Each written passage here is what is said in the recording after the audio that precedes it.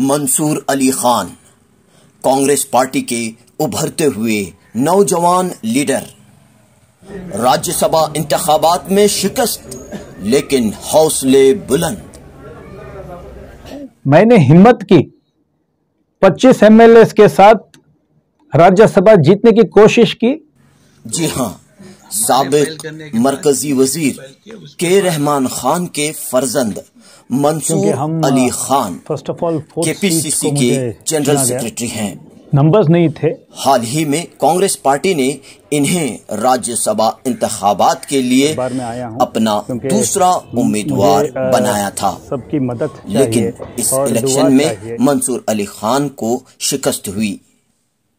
ताहम मंसूर अली खान के हौसले बुलंद व बाला दिखाई दे रहे हैं। उम्मीद थी कि सेक्युलर फोर्सेस मिलके एक और सीट जीत। राज्यसभा इंतखाबात के नताइज के बाद मंसूर अली खान ने मीडिया से खिताब किया और अपने ख्यालात का इजहार कुछ यूं किया। क्योंकि हम first of all 4th seat को मुझे चुना गया, नंबर्स नहीं थे।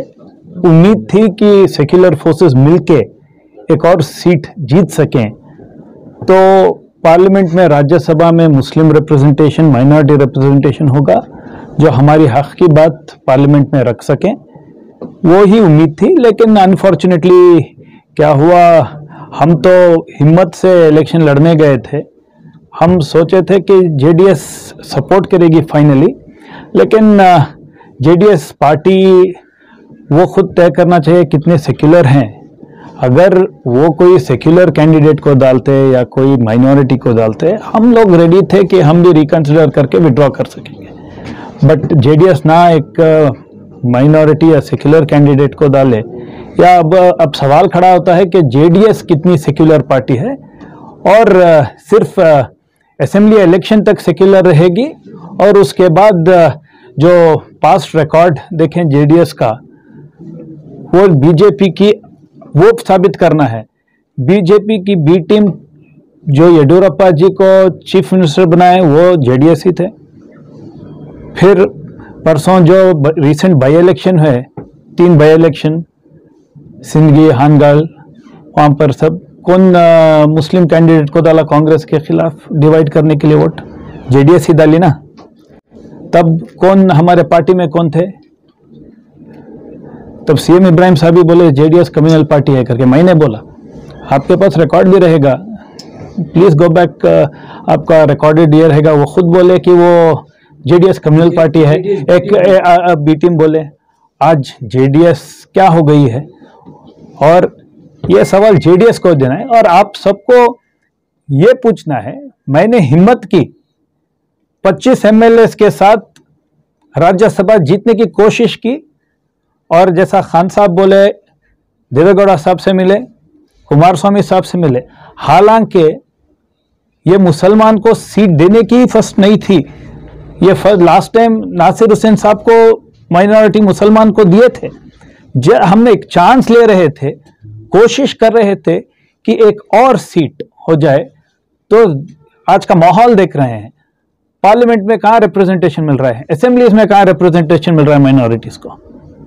देवेगौड़ा साहब हमेशा सेक्युलर रहे हैं, लेकिन जो दूसरे लीडर जेडीएस में है उतने ही सेक्युलर हैं क्या, वो एक क्वेश्चन मार्क है। कुमारस्वामी रिजल्ट आते ही कुमारस्वामी का स्टेटमेंट था कि कांग्रेस ने जो है बीजेपी को जितवाया। देखिए, सबका एक कॉन्शियस रहता है। कुमारस्वामी साहब जब चीफ मिनिस्टर बने, किसने सपोर्ट किया? बीजेपी ने किया या कांग्रेस ने किया? देवेगौड़ा साहब जब प्राइम मिनिस्टर बने, किसका सपोर्ट था? बीजेपी का था या कांग्रेस का सपोर्ट था? राज्यसभा लास्ट टाइम देवेगौड़ा साहब गए, तब नंबर्स थे जेडीएस के पास। किसने सपोर्ट किया? कांग्रेस ने सपोर्ट किया। आज बहुत कन्वीनियंटली पूरे बोलते हैं नंबर्स नहीं थे, क्यों कंटेस्ट किए? लास्ट टाइम हम क्वेश्चन किए क्या देवेगौड़ा साहब या जेडीएस से? नंबर्स नहीं थे, क्यों कंटेस्ट किए? ये एक अंडरस्टैंडिंग सेक्युलर पार्टीज की। जब आप सेक्युलर होना चाहे सेक्युलर हो जाओ, जब आप कलर चेंज करना चाहो कलर चेंज कर दो। यह कैसा हो सकता है? इसीलिए जो भी अब स्टेज पे जाके बोल सकते हैं हलाल कट हो गया, झटका हो गया, वो कब, अब 3 महीने पहले वो क्या स्टेटमेंट दे रहे थे, आज झटका हलाल। हालांकि जो भी ये स्टेटमेंट कर रहे थे उनकी भी जिम्मेदारी रहती है, अगर वो ट्रूली सेक्युलर और मुसलमानों के हक में रहते, कि वो ऐसे पोजीशन में थे उनके पार्टी के, उनके लीडर को कन्विंस कर सकते थे। एक माइनॉरिटी मुसलमान कंटेस्ट किया है, आप सपोर्ट कीजिए, आपको भी फायदा होता है असेंबली इलेक्शन में। मैं चैलेंज करता हूं, देख ले ये जो आने वाले असेंबली इलेक्शंस हैं, जेडीएस अगर ट्रूली सेक्युलर है, कितने मुसलमानों को सीट देगी कर्नाटक में? 224 वो भी कंटेस्ट करें करके बोले हैं। और कोई पार्टी मुसलमानों को दर्द को समझती है वो सिर्फ कांग्रेस है। इजी है बोलना, इन्हें टिकट दिया, हार गए, उन्हें एटलीस्ट हम टिकट देते हैं, कोशिश करते हैं, हारते हैं, दूसरे पार्टी क्या टिकट दे रहे हैं? अब फारूक साहब कंटेस्ट करें, जिताने की जिम्मेदारी किसकी थी? कांग्रेस की थी क्या जेडीएस की थी? क्या वो ऑफिशियली कांग्रेस में थे? नहीं, हम तो सपोर्ट किए थे। वो जेडीएस के जो एमएलएस थे वो मैनेज नहीं कर सके। उन्हें ये बार भी बोले थे ना, एटलीस्ट फारूक साहब को जो है किसी और को दो, क्यों नहीं माने? अब बोलते हैं एमएलसी का टर्म 2 साल था। अब यहां पर से भी जो गए एमएलसीज, वो भी 2 साल का टर्म जाके मुस्लिम सीट गई ना एमएलसी की। को लेके सवाल उठाया जा रहा है कि कुर्बानी का बकरा बना गया, करियर को नुकसान पहुंचा गया, पॉलिटिकल करियर को, तो क्या कहेंगे? सी, जो लोग मैं एक ही चीज़ बोलता हूँ, मैं हमेशा कोशिश करना चाहता हूँ। मैं कोशिश किया, वही मेरी वो फितरत है, आइंदा भी कोशिश करता रहूँगा। अगर कोशिश ही नहीं किया तो क्या फ़ायदा? सो ये कुर्बानी का बकरा, ये वो सब जो लोग जानते हैं वो रॉन्ग साइड ऑफ हिस्ट्री पे थे, या रॉन्ग साइड, अगर मुझे जिता देते, हिस्ट्री या इतिहास उन्हें याद रखता, वो सब रॉन्ग साइड ऑफ हिस्ट्री पे थे।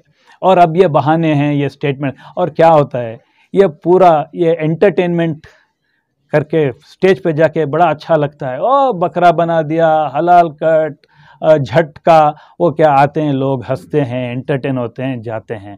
वो लोगों को क्या मैसेज देते हैं? जब मैं चैलेंज करता हूँ, ये लोग जैसा बात करते हैं, इलेक्शन के टाइम पर वोट लेके आते, वापस वो जो सुन के जाते हैं ये स्पीचेस, वापस उनको वोट भी नहीं देते, आते हैं, हंसा मस्करी करते हैं, चले जाते हैं।